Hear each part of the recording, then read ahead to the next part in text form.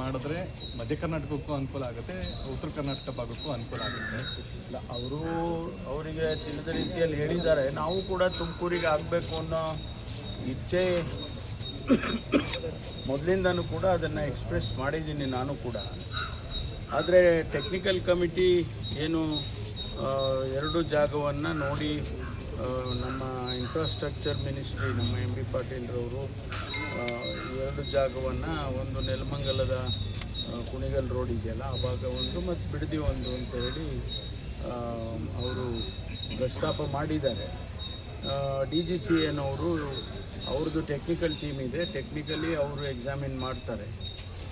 ನಮಗೆ ತುಮಕೂರಿಗಾದರೆ ಭಾಳ ಒಳ್ಳೆಯದಲ್ಲ, ಯಾಕೆಂದರೆ ಒಂದು ಸುಮಾರು 18-20 ಜಿಲ್ಲೆಗಳಿಂದ ತುಮಕೂರು ಪಾಸ್ ಆಗುತ್ತೆ, ಅವರಿಗೆಲ್ಲ ಅನುಕೂಲ ಆಗುತ್ತೆ ಅನ್ನೋದು ಒಂದು ನಮ್ಮ ಆರ್ಗ್ಯುಮೆಂಟು. ಎರಡನೇದು ಇನ್ನೊಂದು ಸ್ವಲ್ಪ ಇಂಟರ್ನ್ಯಾಷನಲ್ ಏರ್ಪೋರ್ಟ್ ಈಗೇನಿದೆ ಆ ಲೈನ್ನಲ್ಲೇ ಅದು ಬರ್ಬೋದೇನೋ ಅಂತ, ಅದು ಟೆಕ್ನಿಕಲ್ ಇದಕ್ಕೆ ಬಿಟ್ಟಿದ್ದು. ತುಮಕೂರಿಗೆ ಖಂಡಿತವಾಗಿ ತುಮಕೂರಿಗಾದರೆ ನನಗೆ ಭಾಳ ಸಂತೋಷನ ಆಗುತ್ತೆ. ನಾವು ಒತ್ತಾಯ ಮಾಡಿದ್ರಲ್ಲ ಸರ್? ಇಲ್ಲ, ನಾವು ಹಿಂದೆ ಎಲ್ಲ ಕೇಳಿದ್ದೀವಿ, ನಾವು ಹಿಂದೆ ಕೇಳಿ ತುಮಕೂರಿಗೆ ಮಾಡಿಕೊಡ್ಬೇಕು ಅಂತ ಕೇಳಿದ್ವಿ ಹಿಂದೆ.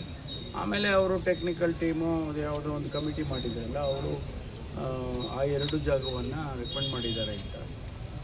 ಸರ್ಕಾರ ಅಂತಿಮವಾಗಿ ಏನು ತೀರ್ಮಾನ ತಗೊಳುತ್ತೆ ನೋಡೋಣ.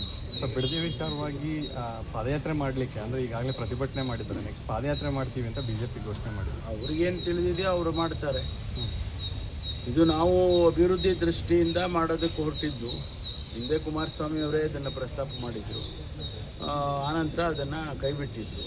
ಮತ್ತು ತಿರುಗಿ ಒಂದು ಸಿಸ್ಟಮ್ಯಾಟಿಕ್ಕಾಗಿ ಮಾಡಬೇಕು ಅಂತೇಳಿ ಈಗಿನ ಮುಖ್ಯಮಂತ್ರಿಗಳು ಶಿವಕುಮಾರ್ ಅವರು ಈಗ ಅದನ್ನು ತೆಗೆದುಕೊಂಡಿದ್ದಾರೆ. ಮೊದಲೇ ಹಿಂದೆ ಮಾನ್ಯ ಸಿದ್ದರಾಮಯ್ಯನವರಿದ್ದಾಗಲೇ ಕ್ಯಾಬಿನೆಟಲ್ಲಿ ಅದನ್ನು ಅಪ್ರೂವ್ ಮಾಡಿಸ್ಕೊಂಡಿದ್ರು.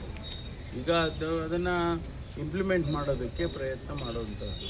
ಹಾಗಾಗಿ ಅವರು ಭಾಳ ಸ್ಪಷ್ಟವಾಗಿ ಮುಖ್ಯಮಂತ್ರಿಗಳು ಹೇಳಿರೋದು, ನಾವು ಯಾರನ್ನೂ ಒತ್ತಾಯ ಮಾಡೋದಿಲ್ಲ, ವಾಲಂಟಿಯರ್ ಆಗಿ ಕೊಡಿ ಅಂತ ಹೇಳಿ ಕೇಳ್ತಾ ಇದ್ದೀವಿ, ಮನವೊಲಿಸೋದಕ್ಕೆ ಪ್ರಯತ್ನ ಮಾಡ್ತೀವಿ ಅಂಥೇಳಿ ಅವರು ಸ್ಪಷ್ಟವಾಗಿ ಹೇಳಿದ್ದಾರೆ. ಇದು ರಾಜಕೀಯ ಮಾಡೋದಕ್ಕೆ ಅವರು ಹೊರಟಿದ್ದಾರೆ. ರಾಜಕೀಯದ್ದು ಇಂಥದಕ್ಕೆಲ್ಲ ಅಭಿವೃದ್ಧಿ ದೃಷ್ಟಿಯಿಂದ ನೋಡಬೇಕು ವಿನಃ ರಾಜಕೀಯ ದೃಷ್ಟಿಯಿಂದ ನೋಡಬಾರ್ದು. ಸರ್, ಈ ಸ್ವತ್ತು ವಿಳಂಬ